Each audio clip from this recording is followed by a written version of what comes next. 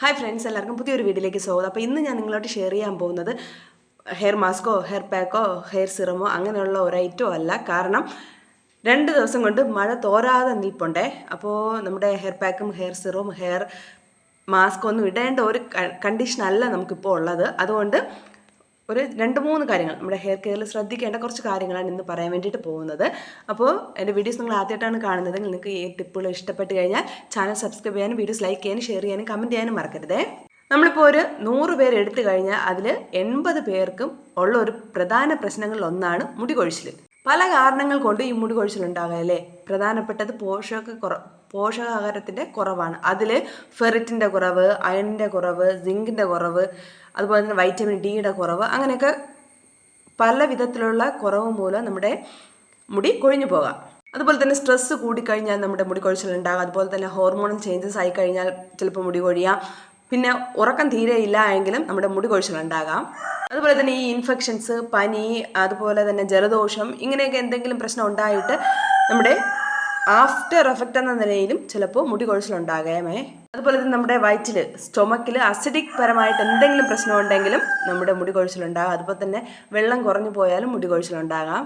അങ്ങനെ നമ്മൾ വിചാരിക്കാത്ത കാര്യങ്ങൾ കൊണ്ടും നമ്മുടെ മുടി കൊഴിച്ചിൽ ഉണ്ടാകാം. എണ്ണിയാൽ തീരാത്ത രീതിയിൽ കാരണങ്ങൾ കൊണ്ട് മുടി കൊഴിച്ചിലുണ്ടാകും കേട്ടോ. അപ്പോൾ നമ്മൾ ഒരു മുടി കൊഴിയുന്നെന്ന് പറഞ്ഞിട്ട് ഒരു കടയിൽ ചെന്ന് ഒരു എണ്ണ മേടിച്ച് തേച്ച് കഴിഞ്ഞാൽ നമ്മുടെ മുടി കൊഴിച്ചിൽ നിൽക്കണമെന്നില്ല. കാരണം നമ്മൾ വിചാരിക്കും ഒരു എണ്ണ തേച്ച് കഴിഞ്ഞാൽ മുടി കൊഴിച്ചിൽ നിൽക്കുമെന്ന്. പക്ഷേ അങ്ങനെയല്ല.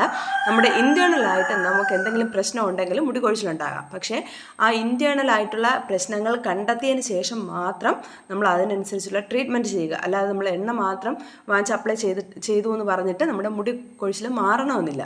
അപ്പോൾ അങ്ങനെ നമ്മൾ ഇൻറ്റേർണൽ ആയിട്ടുള്ള കാര്യങ്ങൾ നമ്മൾ നോക്കുകയാണെങ്കിൽ ആദ്യം നമ്മൾ ചെക്ക് ചെയ്യേണ്ടത് നമ്മുടെ വൈറ്റമിൻ ഡി ആണേ.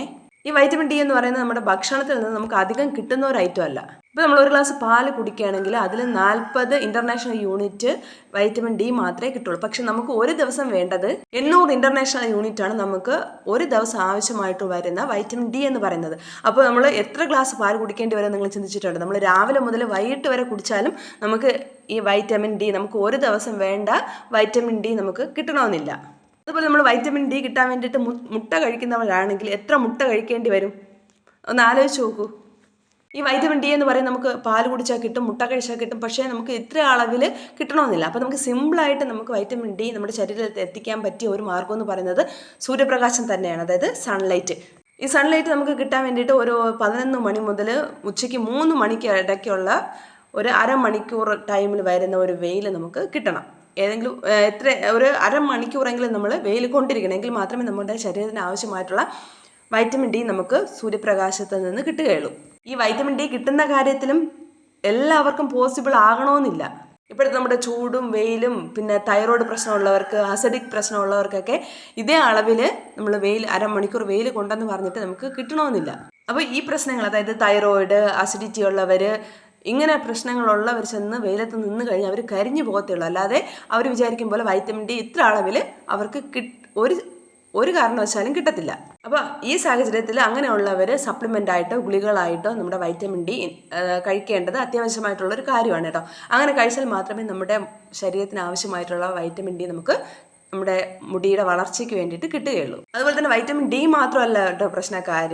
അയൺ, ഫെറിറ്റിൻ, ഈ 2 ഐറ്റം കുറഞ്ഞാലും നമുക്ക് ഈ ഒരു അവസ്ഥ ഉണ്ടാകും. അതായത് മുടി കൊഴിച്ചിൽ, രൂക്ഷമായിട്ട് മുടി കൊഴിച്ചിലുണ്ടാകും. നമ്മുടെ മുടിയുടെ കാര്യത്തിൽ അയൺ എന്ന് പറയുന്നത് ഒരു ഇമ്പോർട്ടൻ്റ് കണ്ടന്റ് ആണ്. അതുപോലെ തന്നെ ഈ തൈറോയിഡിൻ്റെ കാര്യത്തിൽ അയൺ കുറഞ്ഞു കഴിഞ്ഞാൽ തൈറോയിഡ് ഒരു പണി നമുക്ക് തരാൻ വേണ്ടിയിട്ട് കാത്തിരിക്കുകയാണ്. ഈ അയൺ കുറഞ്ഞു കഴിഞ്ഞാൽ തൈറോയിഡ് പ്രശ്നം ഉണ്ടാക്കും.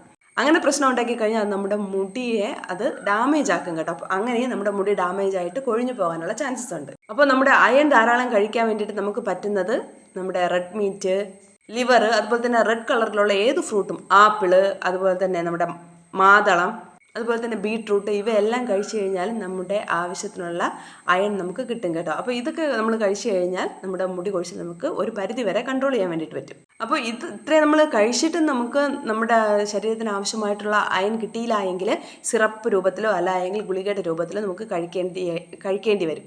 അതുപോലെ തന്നെ നമ്മുടെ മുടിയുടെ വളർച്ചയെ ഹെൽപ്പ് ചെയ്യുന്ന, അതായത് മുടി കൊഴിച്ചിൽ തടയാൻ വേണ്ടിയിട്ട് ഹെൽപ്പ് ചെയ്യുന്ന മറ്റൊരു ഐറ്റമാണ് omega-3 എന്ന് പറയുന്നത്.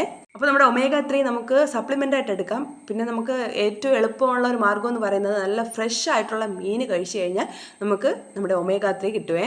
അപ്പോൾ മീൻ കഴിക്കുമ്പോൾ ശ്രദ്ധിക്കേണ്ട കാര്യം എന്ന് പറയുന്നത് അധികം നമ്മൾ എണ്ണയിൽ മുക്കിയിട്ട് കോരി കഴിച്ചു കഴിഞ്ഞാൽ നമുക്ക് നമ്മുടെ ശരീരത്തിന് ആവശ്യമായിട്ടുള്ള omega-3 കിട്ടണമെന്നില്ല. അതുകൊണ്ട് അമിതമായിട്ട് നമ്മൾ എണ്ണയിലിട്ട് ചൂടാക്കി വറുത്ത്, അതായത് നമ്മൾ അതിൻ്റെ മാംസം ഇങ്ങനെ ഇളക്കി എടുക്കുമ്പോൾ നല്ല സോഫ്റ്റ് ആയിരിക്കണം, അതായത് വെള്ള കളർ അതുപോലെ തന്നെ ഇരിക്കണം.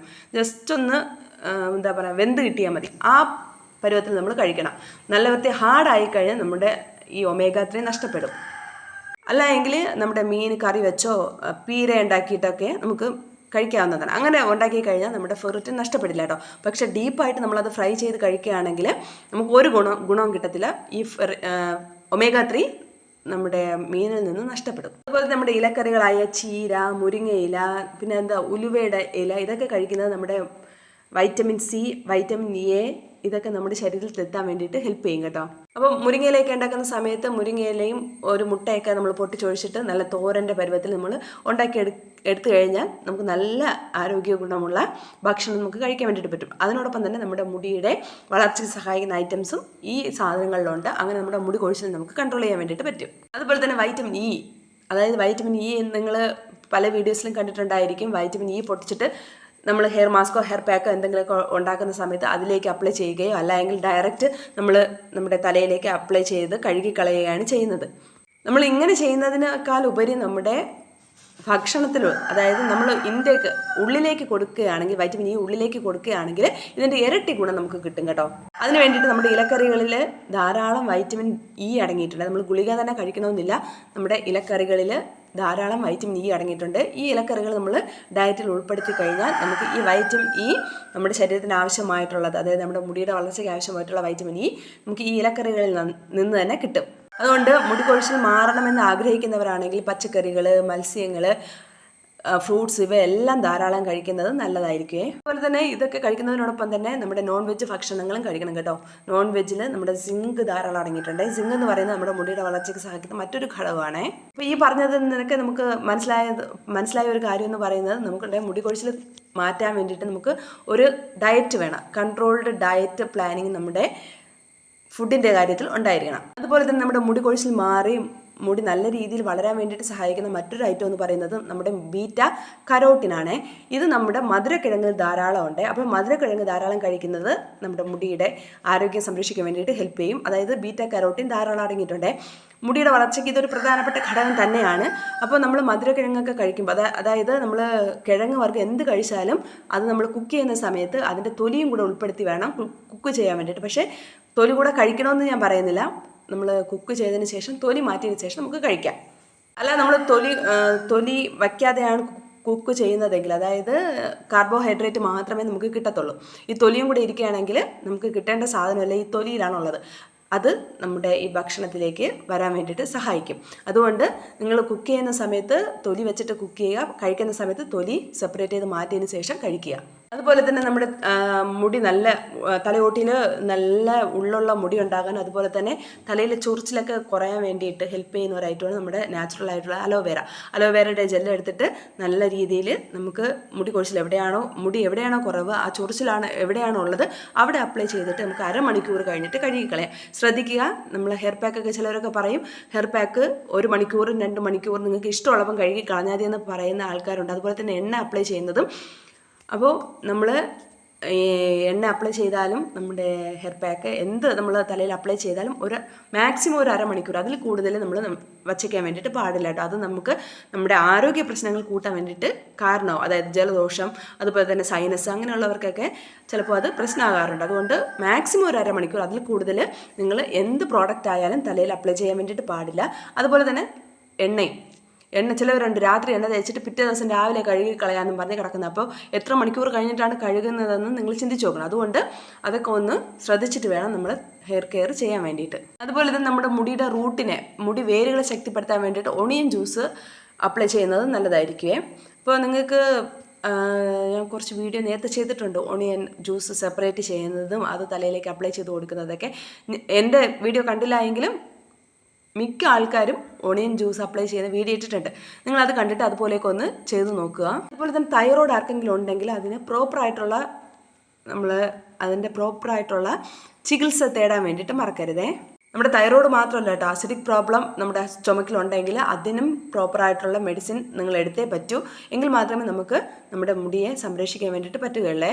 നമ്മുടെ iron, ferritin, vitamin E, omega 3 ഇതെല്ലാം ഒരു കോമ്പിനേഷനാണ്, നമ്മുടെ മുടിയുടെ വളർച്ചയെ സഹായിക്കുന്ന ഒരു കോമ്പിനേഷൻ. അപ്പോൾ ഇതും എല്ലാം ഒരേ അളവിൽ നമുക്ക് കിട്ടിയാൽ മാത്രമേ, അതായത് നമുക്ക് വേണ്ടുന്ന അളവിൽ കിട്ടിയാൽ മാത്രമേ നമ്മുടെ നല്ല ഹെൽത്തി ആയിട്ടുള്ള മുടി നമുക്ക് ലഭിക്കുകയുള്ളൂ. അതുപോലെ തന്നെ ഉള്ള മുടി നല്ല രീതിയിൽ വളരുകയുള്ളൂ.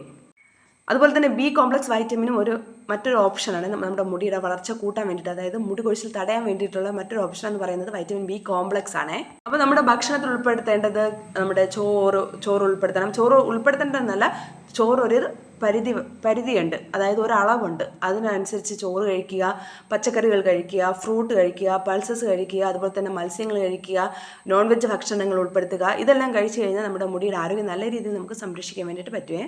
ഇത് കൂടാതെ തന്നെ മറ്റൊരു കാര്യം എന്ന് പറയുന്നത്, പ്രധാനപ്പെട്ട മറ്റൊരു കാര്യം എന്ന് പറയുന്നത് നമ്മുടെ വെള്ളം കുടിയാണ്. ദിവസവും 3 ലിറ്റർ വെള്ളമെങ്കിലും നമ്മൾ ആരോഗ്യമുള്ള ഒരു മനുഷ്യൻ കുടിക്കണമെന്നാണ് പറയുന്നത്.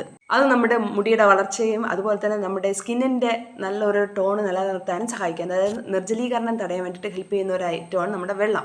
അപ്പോൾ നമ്മുടെ ശരീരത്തിൽ ആവശ്യത്തിന് വെള്ളം വേണമെന്നത് മറ്റൊരു കാര്യമാണ് നമ്മുടെ മുടിയുടെ വളർച്ചയെ കൂട്ടാൻ വേണ്ടിയിട്ട്, അതായത് മുടി കൊഴിച്ചിൽ തടയാൻ വേണ്ടിയിട്ട്. നമുക്കിപ്പം ഇന്ന വെള്ളം തന്നെ കുടിക്കാം, ചൂടുവെള്ളം മാത്രമേ നിങ്ങൾ കുടിക്കാവൂ എന്നൊന്നുമില്ല. ചൂടുവെള്ളമോ തണുത്ത വെള്ളമോ നിങ്ങൾക്ക് ഇഷ്ടമോ, ജ്യൂസോ നിങ്ങൾക്ക് ഇഷ്ടമുള്ള രീതിയിൽ വെള്ളം കുടിക്കാം. പക്ഷെ അത് പ്യുവറായിരിക്കണമെന്ന് മാത്രമേ ഉള്ളൂ. അല്ല വേറൊരു കണ്ടീഷൻ നമ്മൾ വെള്ളത്തിൻ്റെ കാര്യത്തിൽ പറയുന്നില്ല. അപ്പോൾ ഈ കാര്യങ്ങളൊക്കെ നിങ്ങൾക്ക് മിക്ക ആൾക്കാർക്കും അറിയുന്നുള്ള കാര്യങ്ങളാണ്. പക്ഷേ നമ്മൾ നേരത്തെ ആദ്യം പറഞ്ഞതുപോലെ 100-ൽ 80% ആൾക്കാർക്ക് മുടികൊഴിച്ചിലുണ്ടാകാം. പക്ഷേ അവരറിയുന്നത് ഈ മുടികൊഴിച്ചിൽ ഹെവി ആവുമ്പോഴാണ്. ചിലപ്പോൾ അത് 100-ൽ 90% ആൾക്കാർക്കും കാണും. പക്ഷേ അവർ 80% ആൾക്കാർക്ക് നല്ല രീതിയിൽ മുടികൊഴിച്ചിലായിരിക്കും. പക്ഷെ ഒരു 10% ആൾക്കാർക്ക് ചെറുതായിട്ട് മുടികൊഴിച്ചിലുണ്ടാവുകയുള്ളൂ. പക്ഷെ അവർ അത് അറിയുന്നത് താമസിച്ചിട്ടായിരിക്കും. മുടികൊഴിച്ചിൽ നമ്മൾ ജസ്റ്റ് ഒന്ന് നോക്കുമ്പോൾ തന്നെ അറിയാം നമുക്ക്. നമ്മൾ ചീകുന്ന സമയത്തും കുളിക്കുന്ന സമയത്തൊക്കെ മുടി നല്ല രീതിയിൽ കൊഴിയുന്നുണ്ടെങ്കിൽ, അതായത് ഒരു 100-150 മുകളിൽ ഒരു ദിവസം കൊഴിയുന്നുണ്ടെങ്കിൽ അത് ഹെവി ആയിട്ടുള്ള മുടി കൊഴിച്ചിലായിട്ട് കണക്കാക്കാം കേട്ടോ. അപ്പോൾ അതിന് മുകളിലോട്ട് നിങ്ങളുടെ മുടി കൊഴിയുന്നുണ്ടെങ്കിൽ അത് നിങ്ങൾ ചികിത്സ തേടേണ്ട അത്യാവശ്യമായിട്ടുള്ളൊരു കാര്യമാണ്. അപ്പോൾ നമുക്ക് പുതിയൊരു ടിപ്പുമായിട്ട് കാണാം. അതുവരേക്കും ബൈ ബൈ.